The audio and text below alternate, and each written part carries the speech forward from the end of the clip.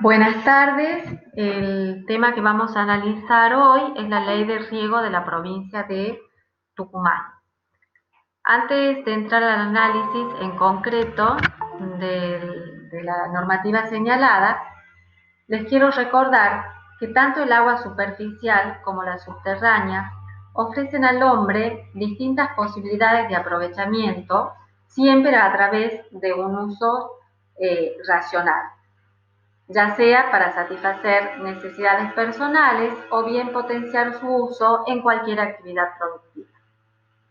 Toda planificación y diseño en los aprovechamientos del recurso debe respetar principios de razonabilidad, como así también cánones ineludibles de la defensa del medio ambiente, sin que las obras a ejecutar provoquen alteraciones en la naturaleza circundante. Les quiero comentar que a partir de las décadas del 60, la demanda de agua se duplicó como consecuencia del aumento de la población mundial. Se prevé en la actualidad un crecimiento geométrico en cuanto a la densidad de la población y por ello se hace indispensable una normativa que justamente contenga y prevea las necesidades inmediatas y futuras a través de un aprovechamiento integral y eficiente del recurso agua. La ley vigente en materia de riego en la provincia de Tucumán es la Ley 7139 y su modificatoria 7140, sancionada el 13 de junio del año 2000. Antes de esta ley y durante más de 100 años, estuvo en vigencia en nuestra provincia la ley número 731, que fue dictada durante el gobierno de Lucas Córdova. Es necesario que ustedes sepan que esta normativa fue ejemplar en todos sus aspectos. Sin embargo, ante la necesidad de implementar algunos cambios como consecuencia del transcurso del tiempo, hizo necesaria su modificación. Esos asuntos que había que contemplar tenían que ver con la utilidad de las aguas subterráneas, con la contaminación ambiental y con las concesiones y permisos. Analicemos ahora sí la ley vigente, como les decía, la 7139 y su modificatoria 7140. El ámbito de aplicación de la ley está determinada en su artículo primero. Allí se indica que son las aguas del dominio público provincial, todas las aguas superficiales que se encuentran dentro de los límites del territorio de la provincia y que no pertenezcan al dominio de particulares o del Estado según el Código Civil. Son también del dominio público las aguas subterráneas que se encuentren bajo la superficie del territorio de la provincia de acuerdo al Código Civil. Es decir, que el ámbito de aplicación de la ley son las aguas superficiales provinciales que pertenecen al dominio público del Estado provincial y las aguas subterráneas. En el artículo 2, la ley determina cuáles son las características de este recurso y nos dice, a los fines de esta ley, el agua es un elemento de uso común, escaso, finito y esencial para sostener la vida, el desarrollo y el ambiente. Constituye un recurso cíclicamente renovable y vulnerable, por lo que será premisa básica garantizar su aprovechamiento racional, eficiente y equitativo, fomentando el desarrollo sustentable y procurando no alterar su calidad ni el equilibrio del ambiente, teniendo en cuenta el beneficio de las generaciones actuales y futuras. Como se advierte de la redacción de este artículo 2, califica al recurso agua como un recurso escaso, finito, vulnerable y pensando justamente en el aprovechamiento de las generaciones futuras, obliga a un uso razonable, a un uso sustentable y duradero. ¿Quién es la autoridad de aplicación de la ley? La autoridad de aplicación de la ley es la Dirección de Irrigación de la provincia, que es un organismo descentralizado que se vincula con el Poder Ejecutivo a través de la Secretaría del Estado de Agricultura y Ganadería. Tanto el director como el subdirector de esta Dirección de Irrigación son designados por el Poder Ejecutivo. Este organismo va a entender en la formulación, desarrollo y aplicación de la política hídrica de riego en la provincia. Asimismo, tiene a su cargo establecer las normas relativas a la distribución de las aguas mediante métodos y procedimientos adecuados para lograr una eficaz y equitativa utilización del recurso. También interviene en todas aquellas cuestiones que están vinculadas a los derechos y obligaciones emergentes de concesiones o permisos otorgados, en la administración, distribución y defensa de las aguas. También tiene a su cargo la registración, imposición y restricción al dominio y expropiación. La ley distingue entre dos tipos de usos comunes y usos especiales. Los usos comunes son aquellos que no requieren autorización y son aquellos destinados a la bebida e higiene humana, uso doméstico y riego de plantas, abrevar o bañar ganado en tránsito, uso recreativo, navegación y pesca deportiva en los lugares habilitados por la autoridad de aplicación. Ahora bien, estos usos comunes que la ley enumera y a los que yo acabo de hacer referencia, están condicionados. La misma norma nos dice que son condiciones para el ejercicio del derecho al uso común de las aguas públicas, que la extracción se haga a mano, que no se deterioren los márgenes y obras hidráulicas, que no se contaminen las aguas ni se alteren sus características físicas, biológicas o químicas, y que no se detente, demore o acelere, desvíe o altere en forma alguna el curso o surgencia de las aguas ni el régimen normal de su aprovechamiento. Analicemos ahora los usos especiales. Los usos especiales son aquellos que sí requieren de una autorización por parte de la autoridad competente. La ley nos dice: se otorgarán concesiones y permisos para los siguientes usos especiales de acuerdo al siguiente orden de prioridad: para uso industrial, agrícola, pecuario, energético, minero, medicinal, piscícola y recreativo. Cabe destacar que la concesión o el permiso que se otorgan a los particulares no importa de manera alguna la enajenación parcial del recurso agua, ya que este es inalienable e imprescriptible, es decir, que solo se otorga al titular de un derecho subjetivo el uso y aprovechamiento. Es necesario también señalar que todo otorgamiento o reconocimiento de un derecho al uso de agua pública se entiende efectuado bajo condición de que sirva a un interés público y o privado, debiendo contener su correspondiente estudio y o declaración de impacto ambiental otorgado por la autoridad provincial habilitada a tal efecto, previa a la consideración administrativa de la concesión o del permiso. La ley también prevé derechos para el concesionario y para el permisionario.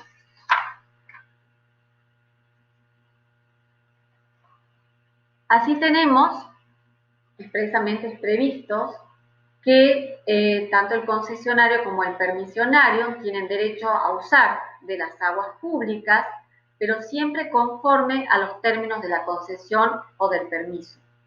Tienen derecho también a solicitar la expropiación de terrenos y la construcción o autorización para construir las obras necesarias para el ejercicio de la concesión o, en su caso, del permiso. Tienen derecho también a obtener la imposición de servidumbres y restricciones administrativas necesarias para el ejercicio del derecho acordado.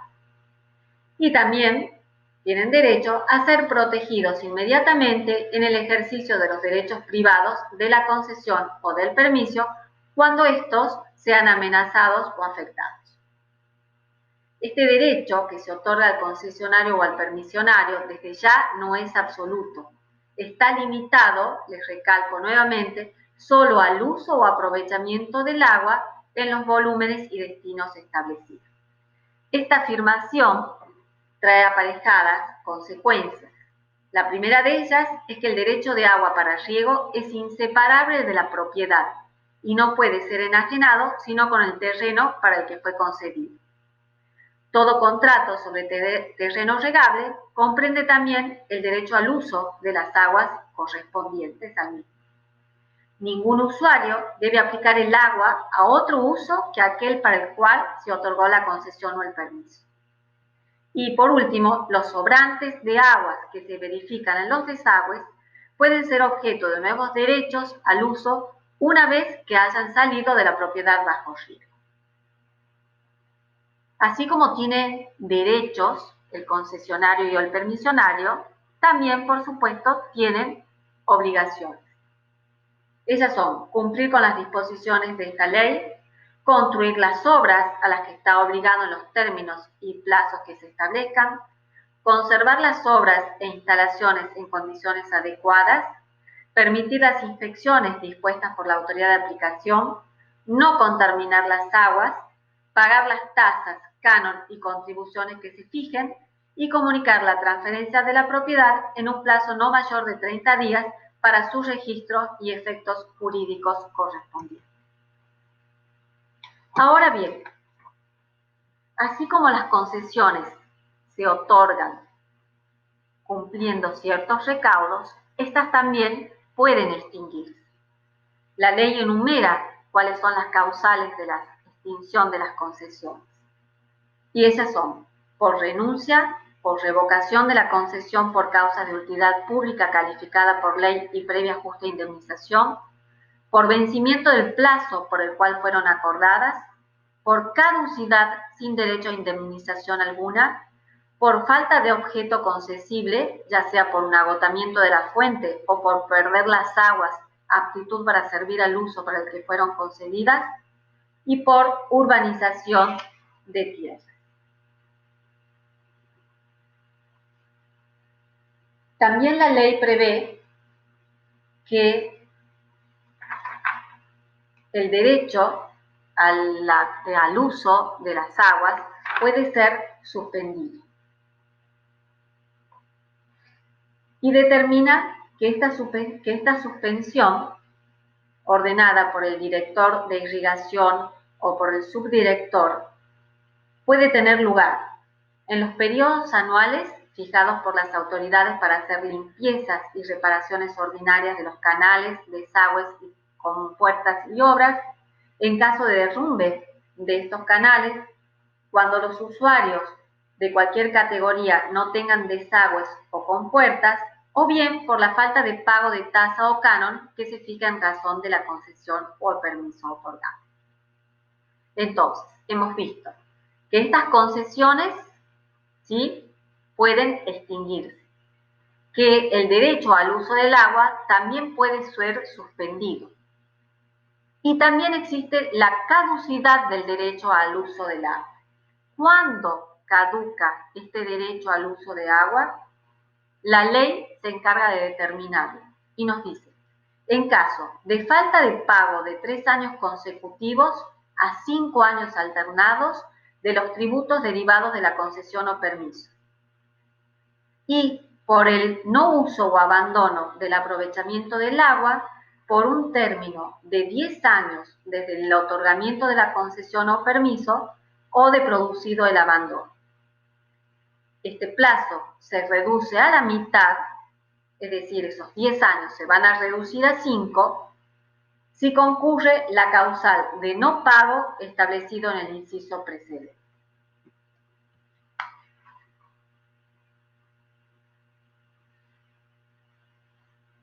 La ley prevé infracciones al uso, restricciones y multas para las aguas superficiales. Esto está previsto en el artículo 64, 65, 66 y 67. Y entre ellas menciona al robo o hurto de agua, a la usurpación de derechos al uso de agua, al abuso de utilización del agua, a la utilización de compuertas en estado deficiente, al forzar compuertas, en caso de alterar el régimen de aguas establecidos, en el caso de contaminar las aguas públicas y toda otra que determine la reglamentación.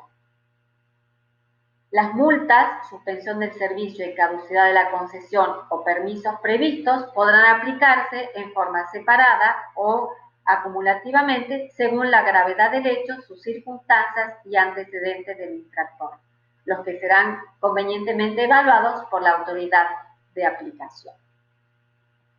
Con relación a las aguas subterráneas, y en esto les recuerdo lo que les dije al comenzar las clases, que uno de los aspectos por lo que fue necesario modificar esta ley 731 era justamente reglamentar a las aguas subterráneas. Entonces, esta nueva ley 7139 dedica todo un título especial a las aguas subterráneas utilizadas para la actividad agrícola, ganadera e industrial. Las define en el artículo 91 de la siguiente manera: el agua localizada en el subsuelo, en poros o cavidades naturales del terreno, se conoce como agua subterránea. Es un bien público, de acuerdo a lo establecido en el Código Civil. Su evaluación, investigación, explotación, conservación, control, uso y aprovechamiento será competencia en el territorio provincial de la autoridad de aplicación de esta ley.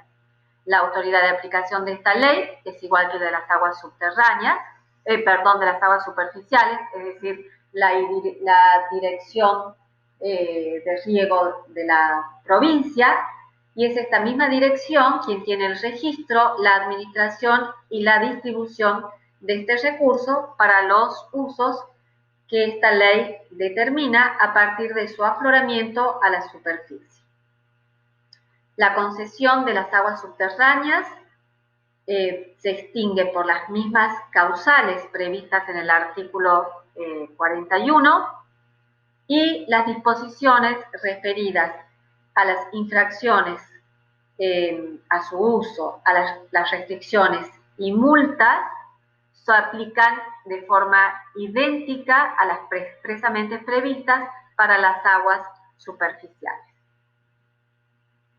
Muchas gracias.